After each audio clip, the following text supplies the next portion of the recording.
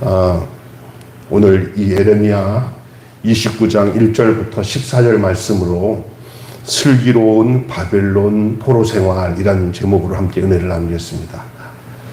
한번 같이 따라서 합시다. 슬기로운 바벨론 포로 생활. 시작. 슬기로운 바벨론 포로 생활. 아멘.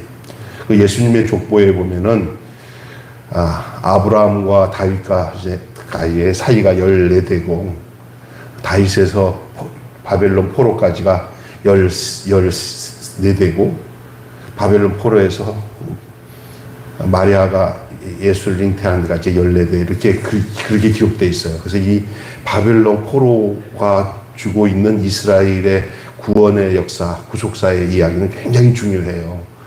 특별히 어제 본문까지도 계속 얘기했지만 예레미야는 바벨론으로 포로가 되어서 바벨론에게 지배당하고 있는 것이 하나님의 뜻이니까 난리치지 말고 그대로 순종하고 바벨론의 멍에를 매라, 나무 멍에를 매라고 그랬더니 그게 누구죠? 그거 하나냐가 누군가가 부러뜨리면서 막 반란을 일으키고 안 된다고 난리를 치다가 그 사람 죽잖아요. 그대로 그냥 죽어요.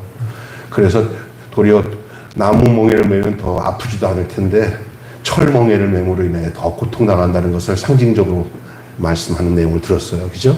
결국은 바벨론으로 포로 가게 되었을 때 그러면 어떻게 살아가야지, 어떻게 생활해야 될지까지 이 예레미야가 말하는 거예요. 결국 예레미야가 하나님께 받은 이 예언의 말씀대로 유대는 바벨론에 의해 멸망을 당하고 느부갓네살의 통치를 받게 돼요. 그리고 결국은 이제 바벨론으로 많은 백성들이 이제 포로로 끌려가게 돼요. 여러분이 성경 보면은 소선지자, 대선지자 말이 나오잖아요. 이사야라, 에레미야, 에스겔, 다니엘, 호세아 이런 나오잖아요. 그러면 그 선지자들 볼 때 그 사람들이 어느 시대 사람인지를 잘 알면은 그 선지서의 내용이 잘 이해가 돼요. 잘 들으셔야 돼요. 진짜 중요한 거예요. 그래서 무조건 읽는다고 능사가 아니고 무조건 그 문자만 본다고 되는 게 아니라 그 선지자가 어느 시대의 사람이냐를 구분할 때 그 사람이 북이스라엘에서 활동한 선지자냐, 남유다에게 이때 활동한 선지자냐, 이것도 중요하고, 그렇지만 또 중요한 것은 바벨론 포로 전의 선지자냐, 바벨론 포로 전의 선지자이기 때문에 바로 나라가 멸망하기 직전에 막 그냥 고통을 당하면서도 예언을 하고 그렇게 하는 선지자들이에요. 포로 전의 선지자, 그 다음에 포로로 끌려가는 포로 중간의 선지자. 포로 전에도 있었고, 포로로 끌려가는 과정 속에 있던 선지자가 있어요. 그리고 포로가 된 후에 선지자가 또 있어요. 그리고 포로에서 돌아오는 선지자. 이렇게 여러 가지로 구분되는데, 여러분, 한 예를 들면, 에레미야는 어떤 선지자겠어요?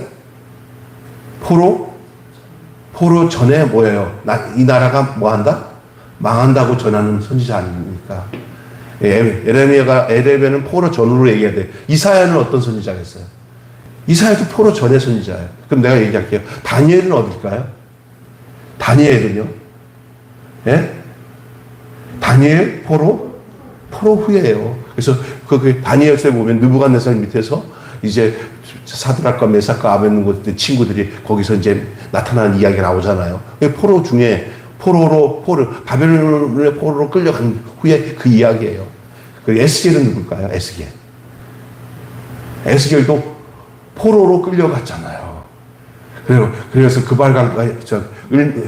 그게 무슨 강가지? 무슨 강가?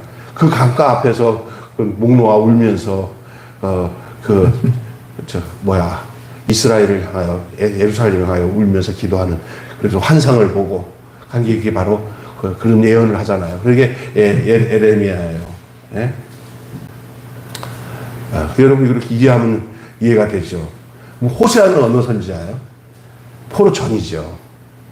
하나님이 계속 호세아의 삶을 통해 가지고 이스라엘이 하나님을 떠난 죄를 자기가 음란한 아내 고멜을 취한 것이 또 그런 것을 자기 인생 자체를 하나님과 이스라엘과 유대와의 관계를 보여주고 있는 선지자예요. 그만큼 그런 거를 보면서 보시면 돼요. 예. 학계 같은 사람들, 이건 어떤 선지자예요? 포로 후의 선지자고, 포로 귀환 후에 이제 돌아와서 학계가 느헤미야와 에스라 시대 사람이잖아요. 돌아와서 성벽을 새롭게 건축하는 이야기예요. 그래서 저는 듣고 이게 어느 때 이야기인가 알면은 도움이 됩니다. 예를 들어서 여러분에게 도움이 될까? 여러분께서 조금 선지자를 읽을 때 예언서를 읽을 때 그냥 읽지 마시고 그 배경을 좀 안 다음에 읽으면 훨씬 이롭고 이해가 될 수 있습니다. 자, 오늘 우리는 이 예레미야가 그렇게 그 가짜 선지자들에게 고통을 당하고 그 다음에 그 악한 왕들로 인해서 어려움을 당하는 가운데도 어김없이 하나님께서 유대 백성들이 바벨론으로 포로로 가야 되는 것이 하나님의 뜻이다. 그래서 막 도리어 어려움 당해요. 그러면서도 이제 포로로 끌려갔을 때 너희들이 거기서는 어떻게 생활해야 될지, 포로의 기간이 얼마나 될 것인지, 그리고 포로 기간을 통해서 너희들에게 하나님께서 너희들 다시 돌아오기는 하는데 어떻게 생활해야 될지를 말하고 있는 거예요. 그래서 포로 중에 생활을 하는데 지혜롭게 생활해야 된다는 거예요. 바벨론 일단 포로로 갔지만 어떤 생활을 해야 된다고요? 지혜롭게 생활해요. 그것이 오늘 본문의 내용이에요. 그걸 내가 더 구체적으로 여러분에게 알려주겠어요. 여러분, 우리가 이 세상에 사는데 천국이 우리의 본향이지만 지금 타향살이 같은 이 세상에서 사는데 이방 땅이잖아요. 이 세상이 악하잖아요. 여러분, 이 세상이 웃기는 땅이 뭐냐면 하나님 뜻대로 살면은 막 핍박을 받는 땅이 이 땅일 수도 있어요. 이 땅이 그만큼 마귀가 사탄이 지배하는 이 어두운 세상에서 우리가 사는데 어떻게 살아야 되냐? 거기 넉넉고 저 본향 천국만 향하면서 날마다 상처받아가지고 이렇게 사는 게 아니라 예수님 말씀처럼 너는 뱀처럼 지혜롭고 비둘기처럼 순결하게 살아야 돼요. 그래서 여러분, 세상이 완악하다고 해서 세상 앞에서 넉넉고 난데 한숨만 쉬지 말고 세상 속에서 정말 거룩하고 지혜롭게 살아야 되는 것이 우리의 몫인 줄로 믿습니다. 그것이 오늘 이 바벨론 포로에서 생활해야 될 이 유대 백성에 향한 예레미야의 예언 내용이에요. 그게 어쩌면 그렇게 우리와 잘 맞는지 모르겠어요. 잘 들어보세요. 여러분, 하나님이 유대인들, 다시 말해서 바벨론 포로로 끌려가서 거기서 생활하고 있는 이 유대인들에게 전해주는 희망의 메시지가 오늘 본문의 내용인데, 그 희망의 메시지가 뭐냐? 그것을 좀 얘기해요. 오늘 내가 너희에게 주는 것은 재앙이 아니다, 희망이다, 그 말 나오잖아요. 나 오늘 성경 읽다 보면서 참 그 성경을 굉장히 좋아하는 성경 구절이 있어요. 그 뒷부분 보이죠? 예? 예? 내가 너에게 주는 것은 뭐야? 재앙이 아니다. 그죠? 예? 하나님은 우리 생각할 때는 막 재앙인 것 같고, 이 바벨론에 포로 끌려서 나라가 망했구나. 그런데 정신 차리는 거예요. 옛날에 이런 말 있잖아요. 호랑이에게 물려가도 뭐 하면 산다고요? 예? 정신 차리면 사는데, 또 어떤 사람이 이러더라고요. 호랑이에 물려가서 정신 차리면 사는 것뿐만 아니라 호랑이 굴 속에 있는 거기 있는 모든 좋은 것들도 다 가지고 나올 수 있다고 그런 얘기를 하잖아요. 그런 거예요. 그냥 어떤 어려움이 있을 때 그때가 위기가 위대한 기회가 돼요. 어떤 사람이든지 그 사람이 삶의 변화를 일으키면서 하나님의 축복을 받을 때는 어떤지 알아요? 이 종이 한 장 차이예요.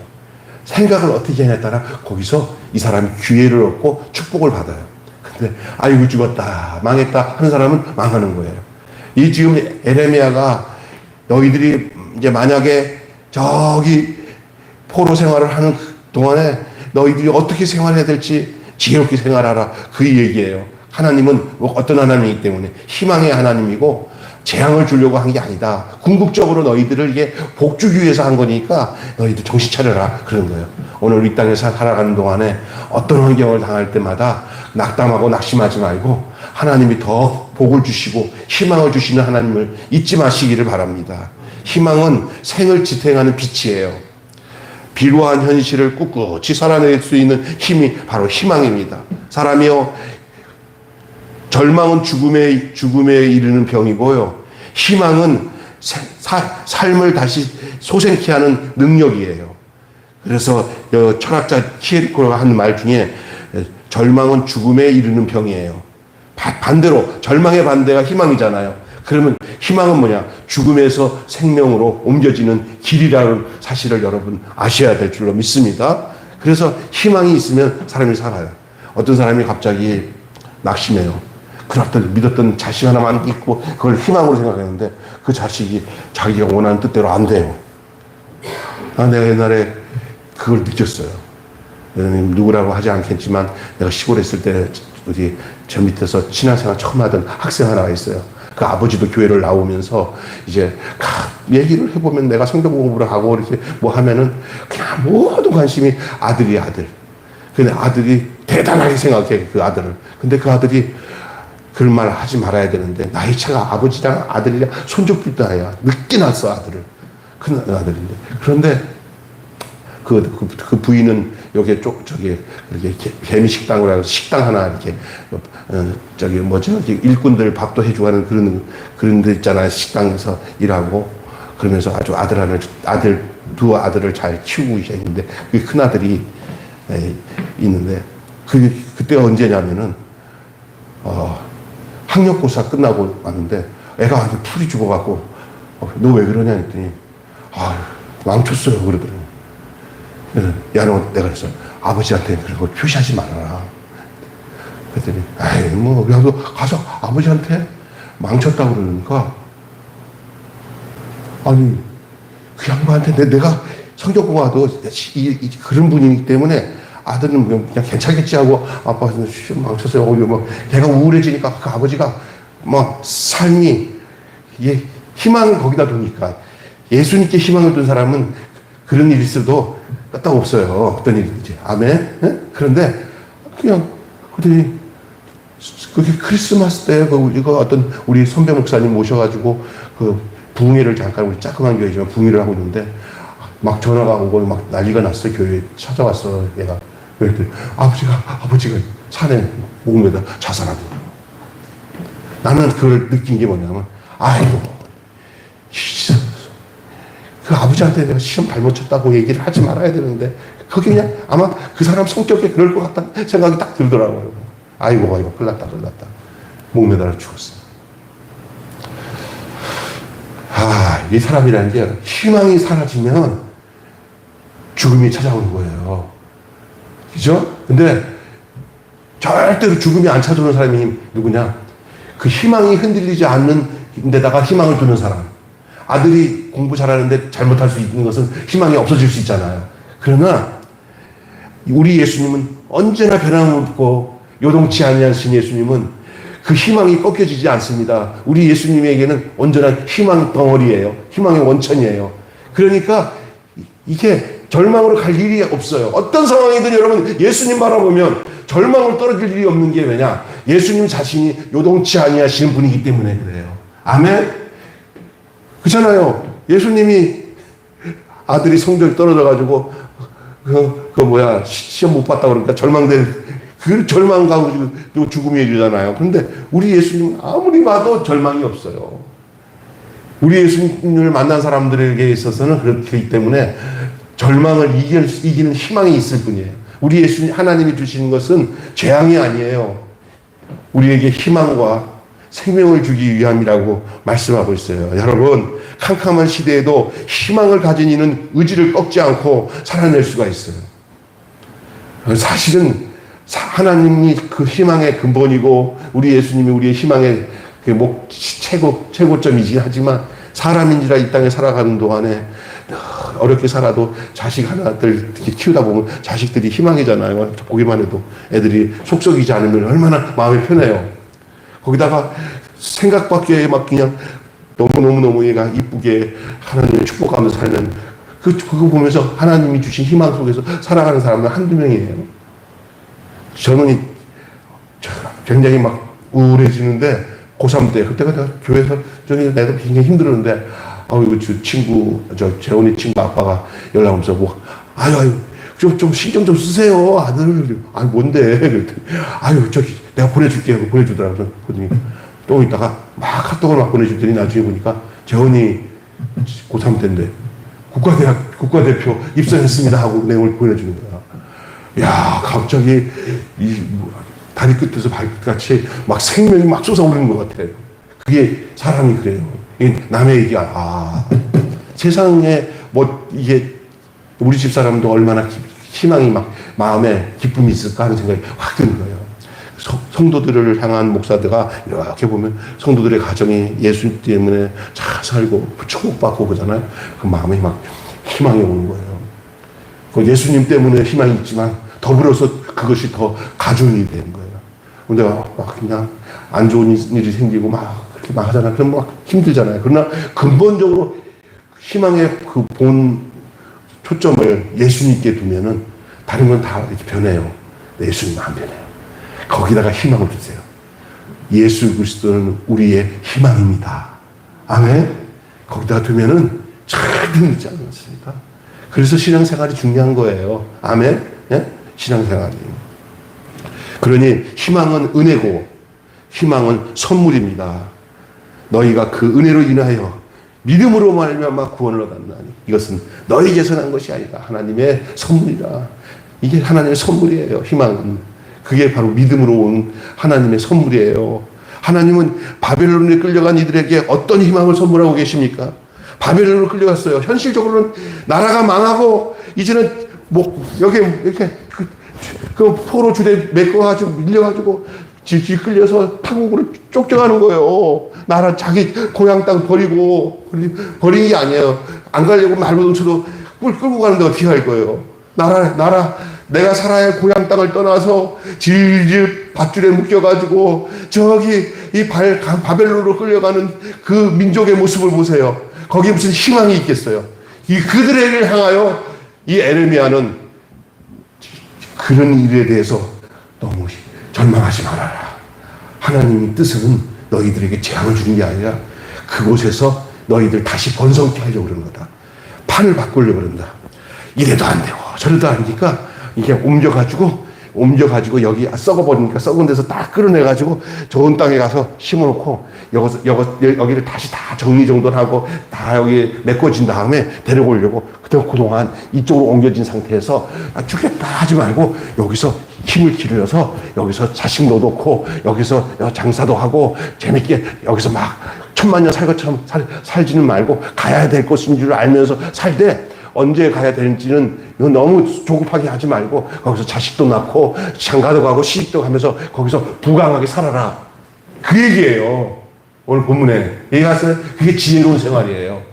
아멘. 우리가 천국에 간다고 해서 죽고 천국에 간다고 해서 이 땅을 무시하면 안 되는 줄 믿습니다. 이 땅에서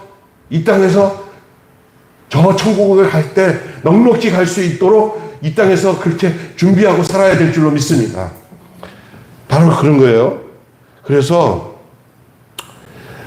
이 희망을 이어가는 사람들 누굽니까? 예레미야는 엘리사와 그마라 편의 유배민들에게 편지를 하는 거예요. 이 편지 내용입니다. 그 내용이에요. 오늘 우리 읽은 내용이에요. 그들은 사반과 힐기야 가문의 사람들로 민족의 운명을 의논하는 사람들이에요. 참 감사한 건요. 에레미야가 이렇게 거짓 선지자들로 인해서 핍박을 당하고 악한 왕으로 인해서 아무리 하나님 뜻을 전해도 알아듣지 못해도 하나님은 그 많은 사람 중에 눈뜬 사람, 귀 열려진 사람, 또 에레미야의 마음을 이해하는 사람이 하나님이 꼭 있게 해주신 거예요. 그게 오늘 나오는 사람이에요. 함께 희망을 이어갈 사람들이 있더라고요. 그게 누구냐? 힐기야 가문의 사람들이에요. 사반과 힐기야 가문에 있는 사람들이에요. 오늘 본문에 나오잖아요. 민족의 운명을 같이 의논했던 그 마음을 통하는 사람들. 이런 교조적인 성전신앙을 배격하고 국제 흐름 속에서 드러나는 이 섭리를 주목해야 했습니다. 그 당시도 똑같아요. 지금도 그렇지만 하나님은 실력과 분별력과 신실함을 갖춘 사람들을 항상 남겨서 당신의 거룩한 씨로 삼고 하나님의 일에 동참하도록 하나님이 남겨두시는 줄로 믿습니다. 아멘. 이렇게 희망을 이어가는 사람이 있고 또한 희망을 선물 받은 사람들이 있어요. 희망을 이어가는 사람, 희망을 선물로 받은 사람들. 유배지의 백성들의 관심사는 뭘까요? 여러분 한번 생각해 보세요. 포로로 끌려간 저들에게 있어서 그들의 관심사는 뭘까요? 빨리 뭐 할 거예요?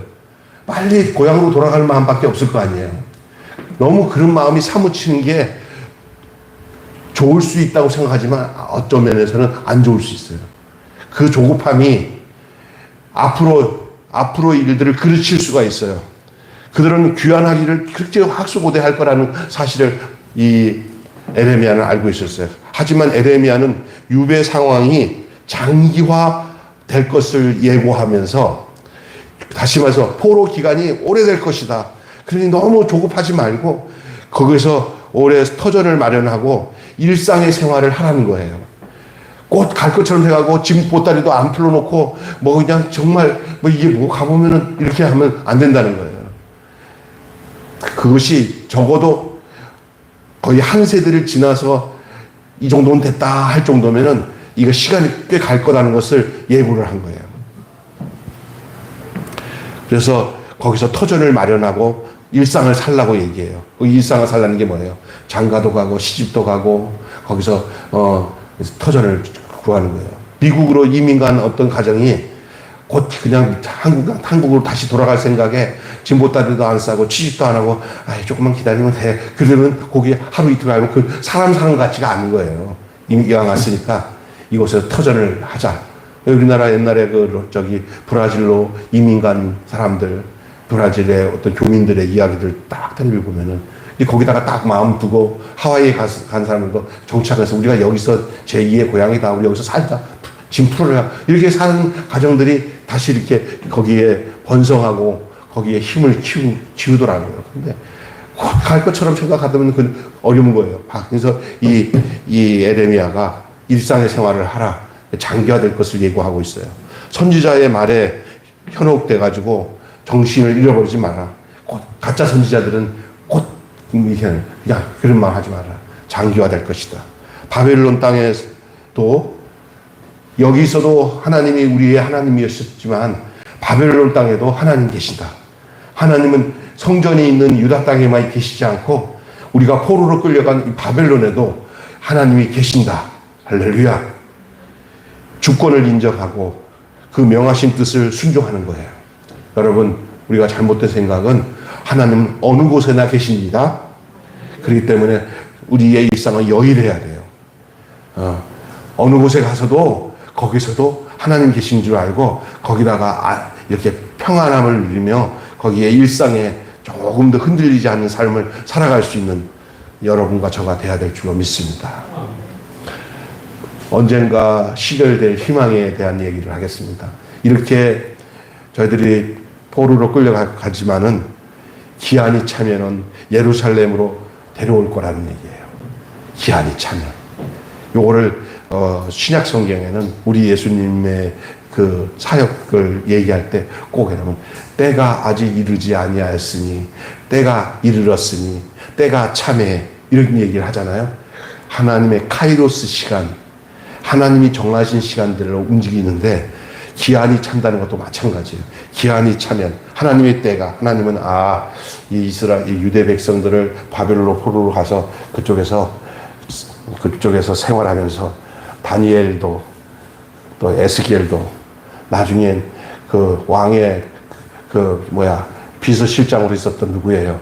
그 느헤미야도 에스라도 다 바벨론 땅에서 중요한 고관이 되잖아요. 우리나라에 지금 이게 확실한지는 모르겠지만 트럼프가 대통령이 되면은 우리나라 지금 39살 먹은 우리나라 존 리 박인가 존 리 누군가 있어요. 우리나라 출신이에요. 1.5세. 그 친구가 지금 부통령 후보에 지금 낙점이 됐다고 그래요. 그러면 만약에 그게 된다면은 미국 땅에 한국 사람이 미국의 부통령이 되고 또 이 트럼프가 지금 그 4년 하다 보면 78세인데 80세 어떻게 될지 모르잖아. 그럼 갑자기 듀고가 되면 이 부통령이 바로 대통령 되거든요. 그러면 한국 사람이 대통령 될 수도 있어요. 그런 보니까 그렇더라고. 근데 이제 확실하게 이제 결정이 되는 거는 봐야지 알지만 그렇다는 거예요. 우리는 그 당시 이 여러분 느부갓네살 밑에서 그 다니엘과 세 친구들 보세요. 총리 중에 총리요. 첫째 총리예요, 첫째 총리. 그리고 뭐 기가 막히잖아요. 그 다니엘서 보면 기가 막히잖아요. 하나님 그 이방 땅 포로로 간 땅에서 이 지금 그 어디야 유대 땅에서 그 썩어 문드러지는 왕들 밑에서 있으면 그런 일이 안 나타나요. 무대를 넓혀가지고 하나님 거기서 훈련시켜요. 아멘. 예? 그래서 그것이 포로로 끌려간 것 같은데 포로가 아니라 그 하나님이 함께 하시는 그 주역의 인물들로 하나님이 함께 하시는 걸 우리가 보게 되는 거예요. 믿습니까?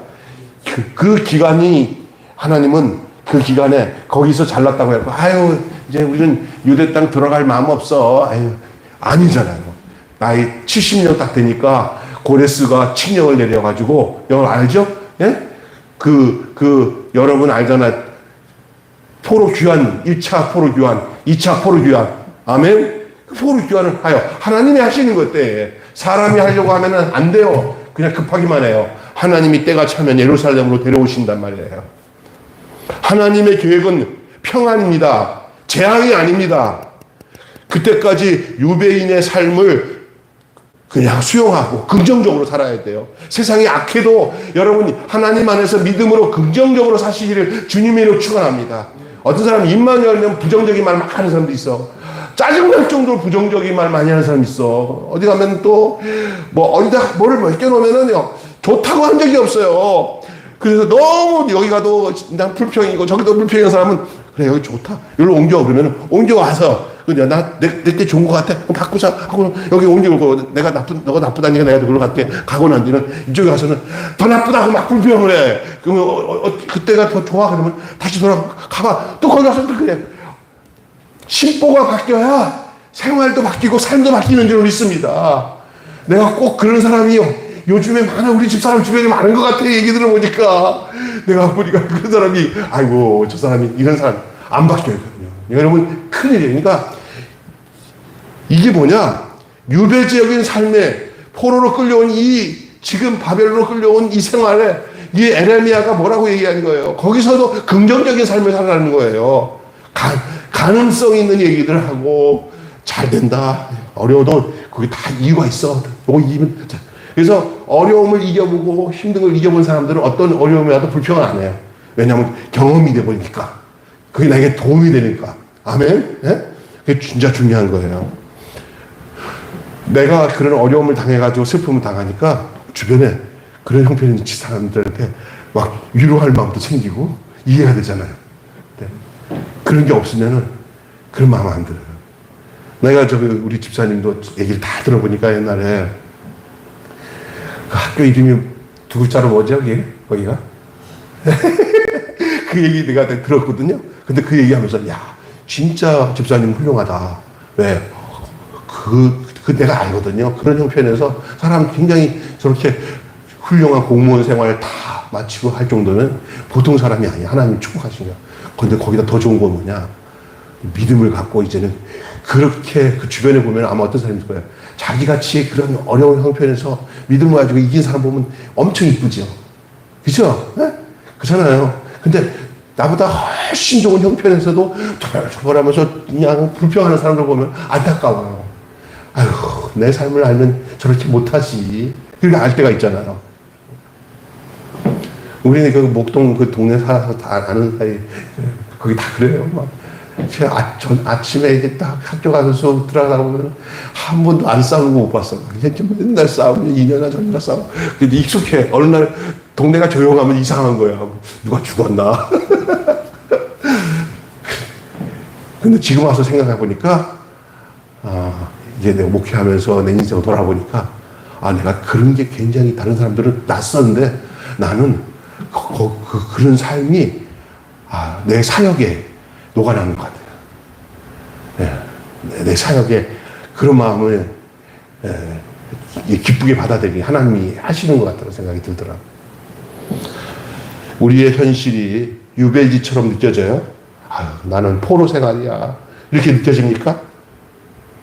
그렇게 그냥 느껴지면 그냥 느껴지는 대로 느끼세요. 그리고 그걸 인정하세요. 하나님 나를 이렇게 인도하시는구나. 나를 포로 생활, 바벨론 포로로 우리를 인도하셨구나. 현실이에요. 그 현실에 대해서 부정하지 마세요. 네? 믿습니까? 그걸 받아들이셔야 돼요. 그리고 그걸 수용해야 돼요. 대신 그곳에서 하나님의 뜻을 찾고 거기서 지혜롭고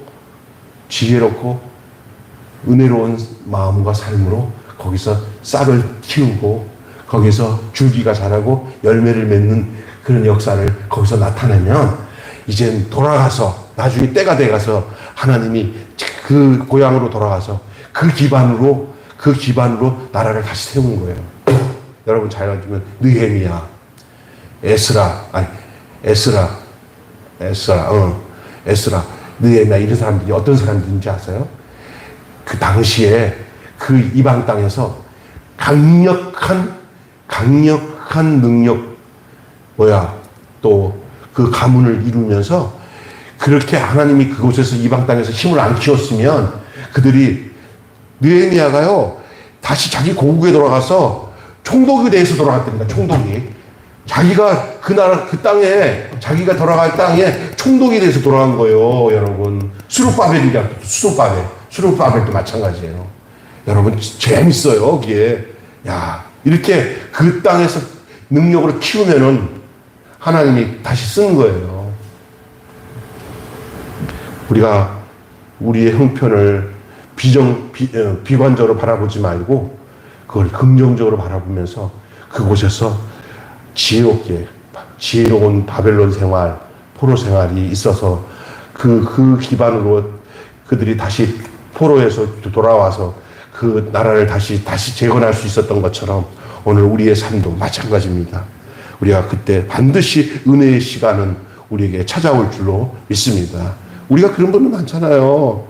우리 아는 권사님들 중에 믿음 하나 가지고 믿지 않은 시집에 들어가서 그냥 자식들 전부 다 잘 간소해서 신앙으로 키우고 그래서 다들 그 포로 같은 그런 가정 시댁 생활 그 시집 생활들을 다 믿음 이어서 아들 딸들을 다 믿음의 자녀로 삼아가지고 그 땅이 다 미신을 믿고 저주받은 그런 가문을 다 적과 꿀이 흐르는 이 가나안 땅으로 옮겨오는 것처럼 예수 그리스도 안에서 다 구원받게 한 가정들 보잖아요. 어제 내가 우리 같은 우리 친구 여기 햇불교회 윤명석 목사 자기 얘기를 쭉 하는데 자기는 믿지 않는 가정에서 자기 혼자 예수 믿어서 지금도 절반은 예수 믿고 안 믿는데 자기 아버지 형제 측은 자기를 통해서 자기 아내를 통해서 전부 다 구원받고 자기 딸은 자기 딸 소울이는 미군 군목 아들 지금도 미군 장교예요. 장교한테 시집 가는데 요번 애기 나면서 얘기를 들어보니까 자기가 그렇게 핍박을 받으면서 가족들을 전도하는데 아직까지도 안 믿는 가정들이 있어요. 그래서 초상 나면은 한쪽에서 예배드리고 한쪽에 이럴 때마다 가슴이 아픈 거예요. 그런데 그 둘째 딸이 기쁨이가 이제 30살 됐잖아요. 걔가 우리 주시리 후배인데, 근데 그 언니가 시집 잘 가서 사니까 자기도 시집 가고 싶다고. 그래서 그니까 언니가 내가 네 형부한테 얘기해서 너도 아마 미국으로 갈지 몰라. 소개시켜준 데서 좀 그런 얘기 하더래요. 그래서, 두 딸이 전부 다 미국으로 다 가버리겠냐. 생겼네. 그러더라고요. 그런데, 그러면서, 뭐냐면은, 기쁨이가 어떤 다른 집에 이렇게 중매가 왔는데, 전부 믿지 않은 가정인데, 조건은 좋은데, 자기는 좋겠다 싶었는데, 얘가 그냥 발탁 뛰더래. 너 왜 그러냐? 그랬더니, 내가 아빠랑 엄마랑 믿지 않은 집에서 어떻게 살아온 거 알잖아. 아빠는 난 어릴 때부터 봤어, 다. 나 절대 예수 믿지 않는 가정 안 가. 나 시집 안 가면 같이. 그러더래요. 할렐루야?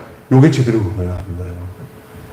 그래서 의외로 우리 그때 장로님 같이 있었는데, 이익수 장로님이 목사님 이상해요.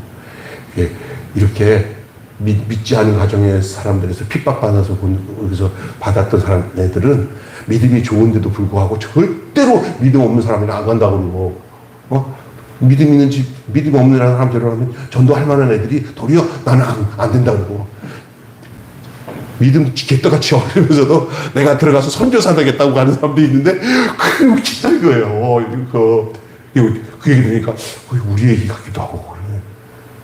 근데 그렇지는 않은 것 같아요. 내가 보기에는. 그러나 하나님 은혜 가운데 그래서 그래서 뭐 그냥 술도 먹고 악하고 그런 남자가 그냥 좋다고 그냥 믿음 내가 가서 전도한다고 해요. 말이지. 그렇게 하면 말 그대로서 똑같이 그러지.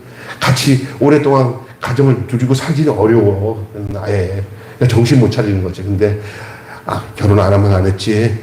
예수 믿는 언니처럼 예수 믿는 가정 아니면 내가 안 간다. 그런 얘기를 하는데, 야 목사님이 삶을 통해서 잘 보여줬구나. 그렇게 생각이 들어요. 뭐 다 사람마다 다 경우가 달라요. 우리 같이 하나님께서 참 이렇게 긍휼을 베풀어 주신 것도 있지만 또 어떤 경우는 또 그렇게 훈련돼서 보이는 거예요. 그러니까 여러분 다 좀 그게 어려운 상황이 다 나쁜 건 아니에요. 내가 보니까 어려운 상황을 겪다 보니까 더 좋은 것을 얻는 경우가 있어요. 이스라엘 백성들이, 유대 백성들이 포로 생활을 안 했으면 그 가나안 땅이 귀중한 줄 모를 거예요. 이렇게 나라를 빼앗겨 나니까 다시는 나라 빼앗기지 말아야겠구나 하는 생각이 들었을 거 아니에요. 그죠? 그런 것들을 우리가 보면은 어쩌면 우리가 이 땅에 사는 생활이 바벨론에서의 지혜로운 포로 생활이 아니겠습니까? 하늘나라 할 때까지. 그죠? 예? 여러분 이 땅을 비관적으로 보지 마시고 이 땅에서 슬기롭게 하나님의 영광과 뜻을 드러내며 사는, 죄 많은 이 세상은 내 집은 아니지만 내 모든 보안은 저 천국에 있지만은, 그러나 이 땅에 살아가는 동안에 우리 예수님의 말씀처럼 뱀처럼 지혜롭고 비둘기처럼 순결하게 사는 저와 여러분이 되시기를 주님의 이름으로 축원합니다. 그리고 이 땅에서 사는 많은 우리의 삶들이 다 나중에 하늘나라의 열매가 되고 하나님께서 그것을 다 주시해 보신다는 거예요. 네가 믿음으로 살았구나, 천국을 누리면서 살았구나, 이런 것들을 하나님이 다 보시고 우리 스스로도 성령 안에서 그걸 알아요. 하나님 나라는 먹고 마시고 하는 게 아니라 오직 성령 안에서 의와 희락과 평강이니라 그랬어요. 성령 안에서 사는 삶에 집중하십시오. 그렇게 살다 보면 나도 모르는 사이에 내가 가야 할 저 본향에 이를 때까지 우리 하나님 나를 이끄시고 우리가 눈을 감는 날 바로 우리는 그 믿음으로 인하여서 그렇게 살았던 그런 하늘나라 백성의 삶을 살았던 그 내용대로 그곳으로 우리를 인도하실 줄로 믿습니다. 기도하겠습니다. 하나님 아버지, 예레미야를 통해서 슬기로운 바벨론의 포로 생활을 미리 저들에게 알려주시는 내용들을 우리는 들었습니다. 근데 이 말씀이 생각해 보니까 오늘 우리가 포로같이 생활해야 되는 생활이 우리의 삶이 아닌가 싶습니다. 우리가 진짜 죄 많은 이 세상은 우리 집도 아니고 우리는 나그네 같은 삶을 살고 언젠가 돌아가야 할 저 본향을 향해서 가야 될 사람이지만, 그렇다고 해서 여기서 우리가 일하지도 않고 또 규모 없게 생활한다는 것은 그런 지혜로운 삶이 아닌 줄로 믿습니다. 이 땅에서 지혜롭게 하나님 나라를 건설하기 위해서, 하나님 나라를 이루기 위해서 이 땅에서 먼저 그렇게 살다가 주님이 때가 찰 때 이스라엘 백성들을 포로 귀환시키듯이 우리를 영원한 하나님의 나라로 우리를 인도하는 그 날이 올 때까지 우리가 지혜로운 포로 생활처럼 지혜로운 이 땅 생활, 이 우리의 육신의 삶을 지혜롭게 영적으로 살아갈 수 있는, 영적으로 지혜롭게 우리의 육신의 삶을 살아가는 저희들 되게 하여 주시옵소서. 우리 주 예수님의 이름으로 기도하옵나이다. 아멘.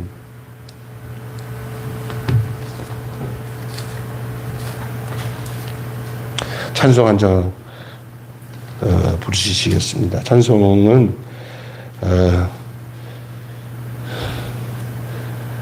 958 고음성가로 부르겠습니다.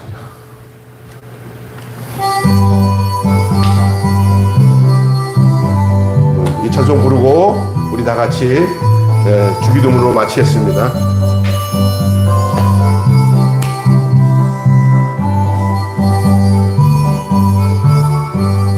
죄 많은 이 세상은 내 집안이네, 내 모든 보화는 저 하늘에 있네, 저 천국 문을 열고 나를 부르네, 나는 이 세상에 정들 수 없도다.